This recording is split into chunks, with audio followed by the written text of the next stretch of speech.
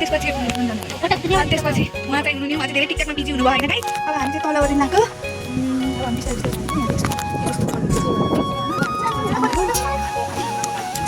के छ हेलो के छ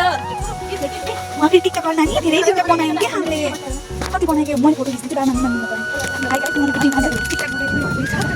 अब मैले बाबाको फोटो अहिले पनि तपाईँको मोबाइल हेर्ने बाबा यस्तो सुतिराख्नु भएको छ। मेरो फोटो सेसन चल्न सुरु भइसक्यो र अब गाइज कम एकछिन भएन कि कस्तो बिचार गर ल गाइज यसरी फोटो खिचेको ए ल ल ल ल गाइज यसरी फोटो खिच्दै होइन 1990s वाला पोज खिच्दिएको गाइजहरू अनि उहाँ पनि हुन्छ यस्तो हावा आइसक्यो यस्तो हावा आइसक्यो यो नेचर हेर्दा कस्तो रमाइलो छ होइन। अब जाउँ अनि हामी चाहिँ यसरी यहाँबाट चाहिँ हाइवे देखिन्छ पोला जाने मुस्ताङ पोखरा जाने हाइवे यो चाहिँ कुसुम भन्ने ठाउँ हो अन्त गाइज ल हेर्नु होला यही हो म हो रमाइलो भइरहेको छ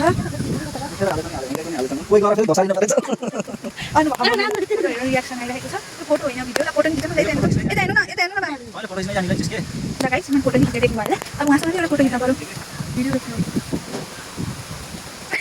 ल गाइज हेर्नुहोस् गाइज त्यही हो अब उहाँ चाहिँ जाने भन्ने ठाउँ देखिन्छ खै आफैले ल यता यस्तै आउनु तल फोटो खिच्नु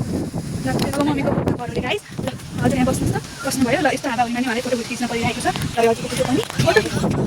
भ्लग बनाउँदै फोटो खिच्दै गरेको साथीहरू ल खानु नि एउटा फोटो खिच्नु एउटा माथि खेल्ने कि यसरी यता हेर्नु यता हेर्नु हाँस्नु कस्तो हाँस्ने हो नि के लाग्छ नि हो त्यही हो गाइस देख्नु हाम्रो त्यही हो ल यहाँ फेरि टिकटक लिए भगवान् त पागल लगाइसक्यो टिकटक देखेर टाइगर हुनलाई यति विधि छ यति विधि केही गर्न सकिन्न गाइस अनि त्यो चाहिँ हाम्रो बाग्लुङ जाने बसमा त्यहाँ हुन्छ ल हेर्नु गाइजहरू ती